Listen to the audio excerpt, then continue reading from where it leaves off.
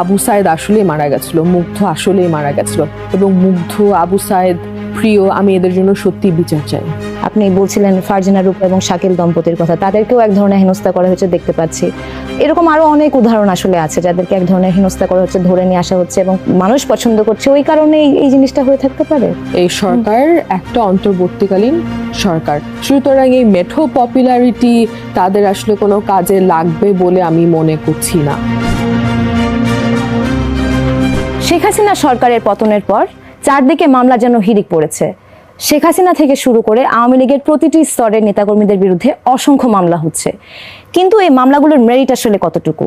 শেখ হাসিনা সরকারের বিরুদ্ধে যে অভিযোগ ছিল, দুর্নীতির অভিযোগ ছিল, গুমের অভিযোগ ছিল, গণগ্রেপ্তারের অভিযোগ ছিল, এইসব অভিযোগে মামলা হয়েছে কতগুলো? আর যে মামলাগুলো এখন হচ্ছে সেই মামলাগুলোর ভবিষ্যৎ কি? এই সব বিষয়ে আজকে কথা বলবো স্টার ভিউজ রুমে। আমি সুচিস্মিতা তিথি আছি আপনাদের সঙ্গে, আমাদের সঙ্গে আছেন দ্য ডেইলি স্টারের সিনিয়র সাংবাদিক Zaima Islam. Zaima, welcome to our show. আমি শুরুতেই আপনার সাথে যে জিনিসটা নিয়ে কথা বলতে চাই, আলাপ করতে চাই, সেটা হচ্ছে এই যে গত কয়েকদিন ধরে আমরা যে মামলার হিড়িক দেখতে পাচ্ছি, এই মামলাগুলোর মেরিট আসলে কতটুকু আছে? তিথি, ধন্যবাদ প্রশ্নটার জন্য। আসলে একটু ডিফিকাল্ট এটা নিয়ে, এই টপিকটা নিয়ে এখন কথা বলা, কারণ আমরা যাদের অধিকার নিয়ে কথা বলতে চাচ্ছি তারা কিন্তু অসংখ্য মানুষের অধিকার হরণ করেছে। তাদের সাথে কি করা হচ্ছে সেটা আসলে ঠিক হচ্ছে না কিনা এটা নিয়ে আলোচনা করাটা it's a little hard, it feels difficult to talk about. আমি যদি একটু আপনাকে এখানে ইন্টারাপ্ট করি, যেমন একটা মামলা নিয়ে খুব আলোচনা হচ্ছে সোশ্যাল মিডিয়ায়, সাকিব আল হাসানের বিরুদ্ধে যে মামলাটা, এটা নিয়ে খুব আলোচনা হচ্ছে, এক ধরনের আলোচনা, সমালোচনা, বিতর্ক, এবং এর পাশাপাশি আরো অনেক মামলা আছে যে কোন একটা হত্যা মামলায় 50 জন আসামি দিয়ে দেওয়া হলো শেখ হাসিনার পরিবারের 5 জনকে, কিংবা সাকিব আল হাসানের যে মামলাটা আছে সেটাও একটা আলোচিত মামলা। এইগুলো নিয়ে যদি আপনি একটু বলেন যে এই মামলাগুলোর আসলে মেরিট কতটুকু আছে আর ফিউচারটাই বা কি?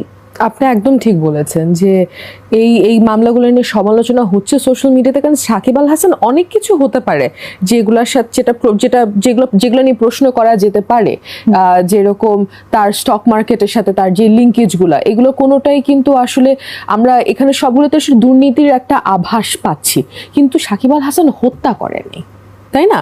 এবং ভেরি সিমিলারলি আমরা যদি এখানে দেখি যে দুজন সাংবাদিকের নামে হত্যা মামলা যে হয়েছে, ফারজানা রূপা, শাকিল 71-এর ছিলেন তারা। ফজলুল করিম নামে একজন দোকানদার মারা গিয়েছেন উত্তরাতে একটা সংঘর্ষের সময়। তো ওই হত্যা মামলায় তাদের নামটা দেওয়া হয়েছে। আমার তো মনে হয় দুজনের সাথে এখানে অবিচার করা হচ্ছে। যে মানুষটা মারা গেছে তাকেও তো আপনি বিচার থেকে ডিপ্রাইভ করছেন, কারণ রূপা আর শাকিল তো এখানে ছিল না ওই সময়। তারা সরকারের মদদে কিছু কথা বলেছে, সরকারের মদদে সাংবাদিকতা করে থাকলে সেইটার বিচার চাওয়ার জায়গাটা তো আলাদা, সেগুলোর ধারাগুলো তো আলাদা। সেটা তো 302 হত্যা মামলা হতে পারে না। জি, নিশ্চয়ই। আপনার যদি মনে হয় যে তাদের সাংবাদিকতাতে উস্কানি ছিল বা ওখানে ওইটার মদত দেয়া ছিল, তাহলে তা প্রেস কাউন্সিলে নিয়ে যেতে পারেন। প্রেস কাউন্সিল কিন্তু একটা বিচারের জায়গা। এখন প্রশ্নটা হচ্ছে আমরা কি বিচার চাচ্ছি না আমরা প্রতিশোধ চাচ্ছি, তাই না? শেখ হাসিনার বিরুদ্ধে এখন 50-এর অধিক হয়ে গেছে হচ্ছে ধরেন হত্যা মামলাগুলা যারা করেছে তার নামে। How guaranteed do you think justice will be for them? যেসব মানুষগুলা মারা গেছে এবং যাদের কেসগুলো ধরে হত্যা মামলাগুলো করা হয়েছে, তাদের তো বিচার পাওয়ার একটা অধিকার আছে নাকি? তারা তো এই যে একটা হত্যা যজ্ঞ চললো আমাদের জুলাইয়ের মাঝামাঝি থেকে, এই মানুষগুলো যে এত মানুষ যে মারা গেছে, এখন তো সংখ্যাটা প্রায় 800-র কাছাকাছি, তো এই মানুষগুলো তো একটা বিচারের অবশ্যই অধিকার আছে। How are we serving them justice by filing cases left and right against people who had nothing to do with it? এখন আপনি বলতে পারেন যে শেখ হাসিনার বিরুদ্ধে কি ধরনের মামলা আনা যেতে পারে? শেখ হাসিনার বিরুদ্ধে যে মামলাটা আনা যেতে পারে সেটা হচ্ছে শেখ হাসিনা তো অর্ডারটা দিয়েছিল যে এই স্টুডেন্টদের উপরে বা এই প্রোটেস্টারদের উপরে গুলি চালানো হোক। শুট এট সাইট অর্ডারটাও তার মিটিং থেকে বের হয়ে এসেই দেওয়া হয়েছে। তাকে ওইটার জন্য ধরা হতে পারে। তাকে একটা খুচরা মৃত্যুর জন্য তাকে দায়ী না করে একসাথে নিয়ে একটা সমবেত একটা কেস হতে পারে যে হ্যাঁ, এই শুট এট সাইট অর্ডার করে এতজন মানুষকে মারার একটা পন্থা তৈরি করে দিয়েছে আমাদের প্রাক্তন প্রধানমন্ত্রী। আমি যদি একই সাথে একটু সম্পর্ক একটা প্রশ্ন করি, যে শেখ হাসিনা সরকারের বিরুদ্ধে দুর্নীতির অনেক অভিযোগ আছে, আপনি নিজে অসংখ্য রিপোর্ট করেছেন, এবং গুম নিয়ে বিশেষ করে বিএনপি মানে বিরোধী দলীয় নেতাকর্মীদেরকে গুম করে ফেলা, তাদেরকে গণহারে গ্রেপ্তার করা, আটক করা, বিভিন্ন মামলা দিয়ে, এই ধরনের অভিযোগগুলো কিন্তু একেবারে আমি যদি বলি লেজিট কিছু কমপ্লেইন। তো এই সংক্রান্ত মামলা আসলে এখনো পর্যন্ত হচ্ছে কিনা বা কতগুলো হয়েছে বলে আপনি জানেন? সালমান এফ রহমানের কেসটাই দেখেন, এখনো পর্যন্ত তাকে সে স্টক মার্কেট ম্যানিপুলেশনে he was probably the number one criminal in the last government. এখনো পর্যন্ত কিন্তু তার নামে এইটা নিয়ে কোনো মামলা হয়নি। উল্টা কি করা হলো, সদরঘাট থেকে তাকে একটা মানে তাকে ধরে নিয়ে আসা হলো, সে নাকি সদরঘাট দিয়ে পালায় যাচ্ছিল একটা গেঞ্জি আর লুঙ্গি পরে, এবং সাথে ছিল হচ্ছে আমাদের প্রাক্তন আইনমন্ত্রী আনিসুল হক। আমি আসলে জানি না এটা কতটুকু বিশ্বাসযোগ্য। উনি পালাতে গেলে সদরঘাটই বা কেন নিবেন, আর সাথে উনি আনিসুল হককেই বা কেন রাখবেন? আবার কি মানে রঙও একই রকম দেখলাম। আনিসুল হক কি হয়, তার কি বেস্ট ফ্রেন্ড হয় না হলের বড় ভাই? মানে আমি বুঝলাম না যে এটা how did they think that people would be buying this. And এই কাজটা যে করলো, এটাতে কি আসলে সালমান এফ রহমানের বিরুদ্ধে যে আসল যে মামলাগুলা আনার কথা, বা তাকে টু হোল্ড হিম অ্যাকাউন্টেবল, ওই জায়গাটা প্রশ্নবিদ্ধ হয়ে গেল না? And there is a lot to hold him accountable for. আমরা যদি এখানে দেখি এনটিএমসির যে প্রাক্তন ডিজি ছিলেন জিয়াউল হাসান, তাকে বলা হলো যে গোপন সূত্রে নিকুঞ্জর একটা বাসা থেকে তাকে গ্রেফতার করা হয়েছে। জিয়াউল হাসান তো মানে সরকারি বাহিনীর হাতেই ছিল, আমরা এটা সবাই জানি, যে এয়ারপোর্ট থেকে তাকে he was denied exit, he was trying to leave the country and he was denied exit, এবং ওখানে তাকে এয়ারপোর্ট থেকে অ্যাপ্রিহেন্ড করা হয়, এবং তার পরবর্তীতে সে কিন্তু বেল্ট অ্যারেস্টেই ছিল ক্যান্টনমেন্টের ভিতরে। তাহলে কি করে জিয়াউল হাসানকে নিকুঞ্জের একটা বাসা থেকে গোপন সূত্রে ধরে নিয়ে আসা হলো? এইসব মানে এইভাবে যদি আমরা আসলে অ্যারেস্টের নাটক সাজাই বা গল্প সাজাই, তাহলে কিন্তু বিচার কার্যটাকে বরং আরো ব্যাহত করা হচ্ছে বলে আমি মনে করছি। এটা কি আপনার মনে হয় এরকম যে মানুষজন আসলে পছন্দ করছে এই জিনিসটা দেখতে, যে হ্যাঁ পালিয়ে যাওয়ার সময় পুলিশ ধরেছে, বা ওই যে ডিম ছোড়া হচ্ছে আমরা যেটা দেখতে পাচ্ছি, আপনি বলছিলেন ফারজানা রূপা এবং শাকিল দম্পতির কথা, তাদেরকেও এক ধরনের হেনস্থা করা হয়েছে দেখতে পাচ্ছি। এরকম আরো অনেক উদাহরণ আসলে আছে যাদেরকে এক ধরনের হেনস্থা করা হচ্ছে, ধরে নিয়ে আসা হচ্ছে, এবং পাবলিক এক ধরনের আনন্দ পাচ্ছে এটা দেখে। আপনার কি মনে হয় যে পাবলিককে ওই আনন্দ দেওয়া বা এক ধরনের যেহেতু মানুষ পছন্দ করছে ওই কারণে এই জিনিসটা হয়ে থাকতে পারে, বা এরকম? এই সরকার তো কোনো ইলেক্টেড সরকার না, এই সরকার একটা অন্তর্বর্তীকালীন সরকার, সুতরাং এই মেঠো পপুলারিটি তাদের আসলে কোনো কাজে লাগবে বলে আমি মনে করছি না। এই মেঠো পপুলারিটিতে তারা কি করবে? এই যেভাবে করে সে বিচার কার্যগুলো এক্সিকিউট করা হচ্ছে, it feels more like mob justice than justice. এবং যাদের সাথে এই ঘটনাগুলো ঘটছে, তারা যে পরবর্তীতে এসে এটাকে পলিটিক্যাল পারসিকিউশন বলবে না বা রাজনৈতিক হয়রানি বলবে না, এটার কিন্তু কোনো গ্যারান্টি নাই।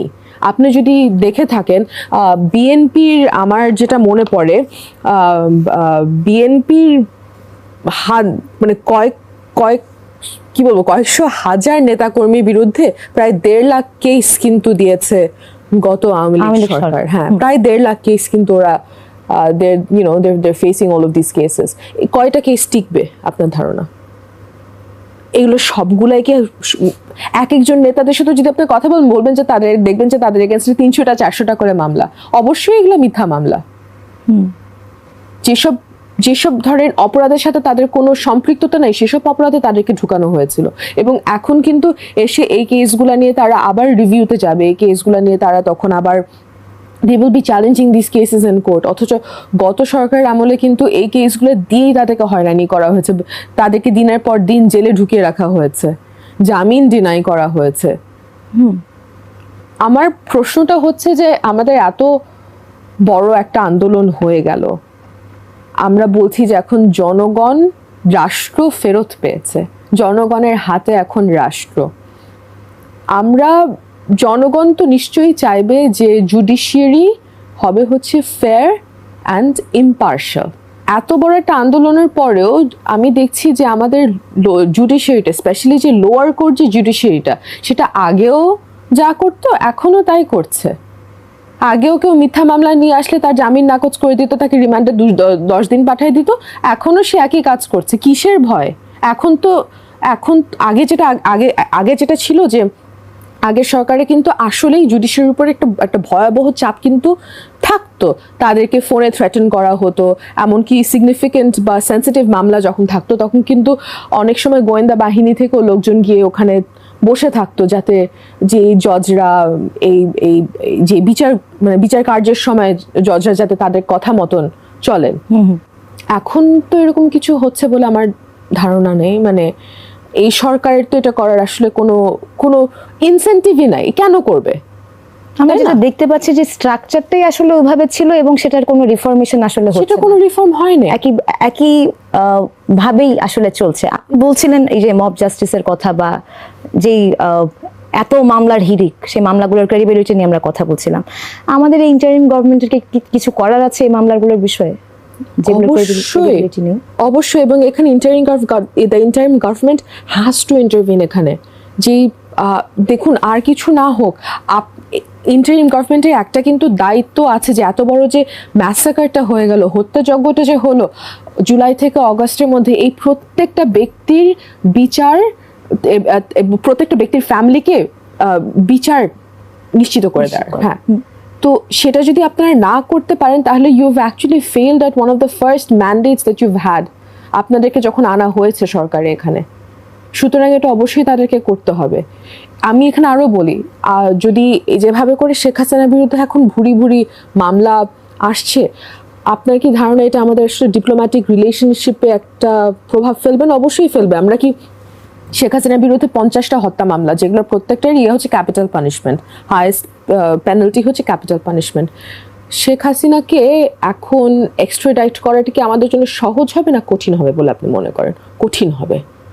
কারণ এটা কিন্তু, যেটা এখন কিন্তু ওর ইজিলি ওই জায়গাটাতে একটা কেস ওরা করতে পারবে যে এটা হচ্ছে জুডিশিয়াল হ্যারাসমেন্ট অথবা পলিটিক্যাল পারসিকিউশন। কারণ এই কেসগুলোর সাথে শেখ হাসিনার আসলে সম্পৃক্ততা হচ্ছে অর্ডার দেয়া পর্যন্ত। উনি নিজে মাঠে দাঁড়ায় কোনো দোকান মালিককে, কোনো শ্রমিককে, কোনো ছাত্রকে নিজে গুলি করেনি, এবং কোর্ট কিন্তু, আদালত কিন্তু ওটাই দেখবে। আদালতের কিন্তু চোখ বাঁধা। আপনি দেখেন না যে হাইকোর্টের সামনে, সুপ্রিম কোর্টের সামনে যে আমাদের I believe it's Athena or Artemis, anyway, the Lady Justice, yeah, lady জাস্টিসের কিন্তু চোখ বাঁধা থাকে। লেডি জাস্টিস কিন্তু দেখে না যে এটা কি তিথি, জাইমা না শেখ হাসিনা। লেডি জাস্টিস কি দেখবে? সে দেখবে যে মানুষটার বিরুদ্ধে যে অভিযোগটা আনা হয়েছে, এই মানুষটার এই অভিযোগের সাথে সম্পৃক্ততা কতটুকু। তো দেখছে একজন ছাত্র রাস্তায় মারা গেছে, ধরেন যাত্রাবাড়িতে একজন ছাত্রকে গুলি করে মারা হয়েছে। শেখ হাসিনা কি ওই সময় ছিল কি ছিল না? শেখ হাসিনা কি ওই ছাত্রটাকে স্পেসিফিক্যালি মারার জন্য কোনো অর্ডার দিয়েছিল কিনা? লেডি জাস্টিস ওইটা দেখবে। অ্যান্ড তার চোখের সামনে আমি এবং শেখ হাসিনা বা আপনি এবং শেখ হাসিনা একই সমান। ক্ষমতা যখন বদল হয় তখন কি ঘটে এইসব মামলাগুলোর ক্ষেত্রে? যখন আওয়ামী লীগ ক্ষমতায় আসলো তখন বিএনপি আমলে যেসব মামলা দেওয়া হয়েছিল আওয়ামী লীগের নেতাকর্মীদের বিরুদ্ধে, সব মামলা একসাথে খারিজ হয়ে গেল। আবার ঠিক একই রকম চিত্র আমরা এই ক্ষেত্রেও দেখতে পাই। যখনই বিএনপি ক্ষমতায় আসে তখনই তার আগের আমলে আওয়ামী লীগ যেসব মামলা দিয়ে রেখেছিল সবগুলো মামলা খারিজ হয়ে যায়। এখন যে মামলাগুলো দেয়া হচ্ছে সেই মামলাগুলো কি খারিজ হয়ে যাওয়ার কোনো সম্ভাবনা আছে কিনা? আমি মামলার কাগজগুলো দেখে যতটুকু বুঝি যে খারিজ হওয়ার একটা সম্ভাবনা আছে, এবং সেটা আমার জন্য বলাটা আসলে খুব সহজ না, এবং বলতে আমার খুব স্বস্তিও হচ্ছে না। কারণ আবু সায়েদ আসলেই মারা গেছিল, মুগ্ধ আসলেই মারা গেছিল, এবং মুগ্ধ, আবু সায়েদ, প্রিয়, আমি এদের জন্য সত্যি বিচার চাই। কিন্তু এমন একটা পরিস্থিতিতে এই মামলাগুলা করা হচ্ছে, বা তাদেরকে যখন যেরকম আদালতে নেওয়ার পরে প্রাক্তন জাস্টিস শামসুদ্দিন মানিক চৌধুরীকে যেরকম করে লিঞ্চ করা হলো, যে তার এখন তার শারীরিক অবস্থা ক্রিটিক্যাল, এইভাবে পরিস্থিতিটা চলতে থাকলে না আসলে এই মামলাগুলাই প্রশ্নবিদ্ধ হবে এবং পরবর্তী দিকে খারিজ হওয়ার একটা সম্ভাবনা থেকেও থাকতে পারে। মানে দেখুন, একটা জিনিস বুঝতে হবে আপনাকে, মামলা কিন্তু কখনো 1 বছরের মধ্যে শেষ হবে না। এমন না যে আজকে আমি মামলা দিয়ে দিলাম এবং ইনশাল্লাহ আপনি 1 বছরের মধ্যে জিনিসটা ইউ র্যাপ ইট আপ, এর মানুষটাকে আপনি তখন কনভিক্ট করে দিবেন বা একটা ভার্ডিক্ট যে আসবে, ওটা কিন্তু হয় না। মামলা গড়ায় বছরের পর বছরের পর বছর, 15 বছর 16 বছর মামলা গড়ায়। সুতরাং মামলাটা এতটাই এয়ারটাইট হতে হবে যে 15-16 বছরে যতগুলো সরকার আসবে, সব সরকারের আমলেই যেন এই মামলাটার ভিত্তি থাকে। যদি সেই ভিত্তিটা না থাকে, তাহলে পরবর্তী যে ইলেক্টেড সরকার আসবে, যদি সেটা কোনোভাবে, মানে আমরা তো এখন জানি না কি আসবে সামনে, কিন্তু যদি সেটা কোনোভাবে, যদি এটা প্রো আওয়ামী লীগ কোনো সরকার হয়ে থাকে, মামলা খারিজ ওদের জন্য মামলা খারিজ করাটা জাস্ট একটা 1-2 এর ব্যাপার। আচ্ছা, সর্বশেষ যে প্রশ্নটা আপনাকে করতে চাই সেটা হচ্ছে, যেটা আমাদের প্রধান উপদেষ্টা ডক্টর ইউনূস তিনি বলেছেন তার স্পিচে, এবং সরকারের বিভিন্ন পক্ষের মানুষজনও বলছেন, এমনকি আমাদের যারা আন্দোলনকারী শিক্ষার্থীরা আছেন, বৈষম্যবিরোধী ছাত্র আন্দোলন, তারাও বিভিন্ন আলোচনায় বলছেন এই কথাটা, যে দেশের সকল নাগরিকই সমান এবং নাগরিককে নাগরিক হিসেবেই তারা দেখতে চান, আর কোনো পরিচয় না। তো এই মামলাগুলো, যেটা কিনা আমরা এক ধরনের দেখতে পাচ্ছি রাজনৈতিক একটা হিসাব নিকাশ থেকেই এই মামলাগুলো করা হচ্ছে, তো গভর্নমেন্টও একই কথা বলছে, আমাদের আন্দোলনকারী শিক্ষার্থীরাও একই কথা বলছে, যে কোনো ধরনের প্রতিহিংসার জায়গায় যেন আমরা না যাই, প্রতিশোধের জায়গায় যেন না যাই, যেন আমাদের জাস্টিসে বিশ্বাস করি এবং প্রতিটা মানুষকেই যেন নাগরিক হিসেবে মর্যাদা দেই। সেই জায়গা থেকে এই মামলাগুলো আসলে তাদের ভাবমূর্তি কেমনভাবে লঙ্ঘন করছে, এবং আর আসলে কি করা যেতে পারে সেক্ষেত্রে? অবশ্যই এখানে ভাবমূর্তি লঙ্ঘন হচ্ছে। আবারও আপনার লেডিজ জাস্টিসে যেরকম চোখ বাঁধা, যারা অধিকার নিয়ে কাজ করে, ধরুন আপনি এখানে ইউনাইটেড নেশনস ধরতে পারেন, আমাদের কিন্তু 4 বছর পর পর হিউম্যান রাইটস, জাতিসংঘের হিউম্যান রাইটস কাউন্সিলে একটা হিউম্যান রাইটস রেকর্ড রিভিউ হয়। ওইখানে কিন্তু ওরা দেখবে না যে এটা কোন সরকারের আমলে এই হিউম্যান রাইটস ভায়োলেশনগুলো হয়েছিল। যদি অধিকার লঙ্ঘন হয়ে থাকে, ওরা ওটা অধিকার লঙ্ঘন হিসাবেই এটাকে ওরা লগ করবে ওখানে। তো এই জিনিসটা যে তাদের নজরে পড়ছে না, বা এটা যে পরবর্তীতে আর মানে যখন রিভিউ হবে, বাংলাদেশের অধিকার সিনারিও নিয়ে যখন একটা রিভিউ হবে, বা ওই রিপোর্টগুলোতে যে জিনিসগুলো ঢুকানো হবে না, এটা আপনি বলতে পারবেন না। অবশ্যই হবে, এবং they are not going to see যেটা কি শেখ হাসিনার বিরুদ্ধে হলো, সালমানের ফারমানের বিরুদ্ধে হলো, নাকি তিথি জাইমার বিরুদ্ধে হলো। সুতরাং আমরা তার সরকার শুধুমাত্র দেখবে যে এই সরকারের আমলে, অন্তর্বর্তীকালীন সরকারের আমলে এই অধিকার লঙ্ঘনগুলা হয়েছে, ওখানেই ওদের আসলে হিসাব নিকাশটা শেষ। কারণ মানুষের যে ফান্ডামেন্টাল যে রাইটসগুলো আছে, ওই ফান্ডামেন্টাল রাইটস রাস্তার একজন ভিক্ষুক, একজন রিকশাওয়ালা এবং দেশের সর্বোচ্চ গদিতে যে বসেন, তাদের সবার ওই ফান্ডামেন্টাল রাইটসগুলো একই। স্যাম, আপনাকে অসংখ্য ধন্যবাদ। আমরা নিশ্চয়ই পরবর্তী কোনো শোতে আরো ডিটেইলে এই বিষয়গুলো নিয়ে আলোচনা করব। দর্শক, আপনাদের সবাইকে অসংখ্য ধন্যবাদ, আমাদের সঙ্গেই থাকবেন।